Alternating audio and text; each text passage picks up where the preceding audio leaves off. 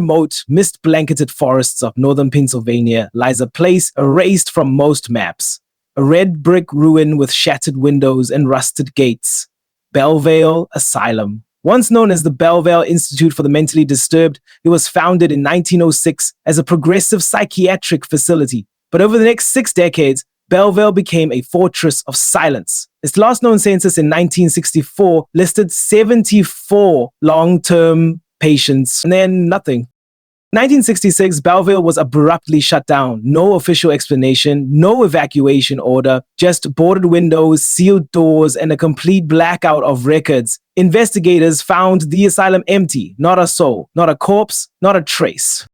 Except one thing, a corridor in the basement lined with patient cells that were never listed on any blueprint. Above the entrance, a name carved in metal, Ward 0. This is the story of the 74 patients who never left Bellvale and the experiments that were never supposed to be uncovered. They say madness echoes in empty halls. Bellvale's halls had more than echoes. They had a hunger. Dr. Richard Glassman, the asylum's chief physician in the 1950s, was lauded for pioneering radical treatments, isolation therapy, sleep induction therapy, sleep induction. But behind his credentials was a darker ambition. He believed the human mind could be rewritten. In 1952, Glassman began constructing a hidden wing beneath the asylum with private government funding. Codenamed Ward 0, this underground sector housed patients deemed beyond reform. They were stripped of names, referred to only by numbers. Files recovered years later show no medical treatments. Instead, the ward functioned like a behavioral laboratory. Subject 1, female, age 12, placed in a lightless room for 90 days. Subject 19, male, age 44, given 23 doses of barbiturates before being placed in sensory deprivation. Subject 38, female, age 29, complained of voices in the walls, was made to listen to recorded voices for 6 months straight. Of the 74, only 3 were ever recorded as responding. Their response? Silence, as if the treatment erased not just their delusions, but everything. Marianne Dunley, a junior nurse assigned to Ward C, kept a personal journal. Her last entry is dated February 5th, 1966. They're not sleeping anymore. They just sit, no blinking, no questions. Glassman says it's a success. But their eyes, God, their eyes. Her nights also described strange occurrences, lights flickering in patterns, radios turning on by themselves, and an overwhelming smell of burnt copper. Dunley reported hearing a low-frequency hum at night coming from the lower levels. She expected the experiments weren't just psychological, something else, technological, was happening below.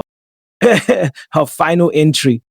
Tonight, he took subject 65 downstairs. I heard the elevator hum, but it never came back up. Neither did she. I'm not staying another day. I'm leaving at dawn. Marianne was never seen again. In March 1966, families were notified by letter that Bellvale had ceased operations due to infrastructural instability, but no buses were dispatched. No patients returned home. Not a single family ever received a body or a death certificate. A class action suit filed in 1972 was thrown out due to missing records. It was as if Bellvale never existed. And then in 1981, urban explorer Timmy Shah uploaded a video to a niche horror forum. The footage, grainy and short, showed the ruins of Bellvale. At the end of the hallway was a rusted steel door with the word 0 carved into it. From behind the door, a rhythmic knocking. 3 beats, then silence. Joe disappeared 2 days later. Police found his car abandoned. In the back seat was a cassette tape, static, then a whisper. They remember. In 2003, paranormal investigator Lucas Rayner led a crew back to Bellvale. His team included historians, a medium, and a former psychiatric nurse. They planned a 3-day lockdown inside the asylum, intending to document everything. Day 1. The team encountered strange temperature shifts. Doors opened and closed at random. The medium reported a presence below, waiting. Day 2, the group located the entrance towards 0. The steel door had been reinforced. One member, Thomas Neal, claimed he heard music inside, music he recognized from childhood. Day 3, cameras malfunctioned. Battery drains. One by one, team members began complaining of headaches, confusion, nausea. Rayner reported voices calling each member by name. They left early. 2 weeks later, Rayner uploaded partial footage, the final frame, a flickering image of 74 beds lined in perfect rows. No bodies, just beds, and one figure standing in the center. Its face was blurred.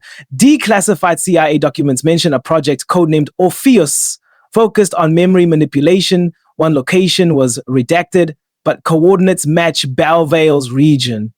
The files mention trials to disconnect emotional memory from identity matrix. Some believe Ward Zero was a pilot site. The patients weren't cured, they were erased, wiped clean of everything. Names, fears, past, self, left as hollow vessels. Locals swear that on stormy nights, if you walk near the ruins, you'll see figures moving slowly along the perimeter. They never look at you, never respond, but they follow. Like shadows that forgot how to be human. And today, Bellvale is a condemned site. No trespassing signs litter the perimeter, yet thrill seekers and investigators still visit. Most return, some don't. Recovered artifacts include medical tags with only numbers, blood-stained documents referring to compliance conditioning, and audio reels filled with screams and hums. A 2021 podcast interviewed the daughter of a former janitor. She claimed her father would come home shaking, whispering about patients who walk without footsteps and rooms that change size overnight. When asked why he stayed, he answered, "They didn't let you leave until they were done with you." Whatever happened in Bellvale wasn't just science. It was something darker. The pursuit of absolute control over thought, over self, over the soul. 74 patients checked in, none checked out. But somewhere under rotting floorboards and time-worn earth, Ward Zero waits. Not empty, just patient.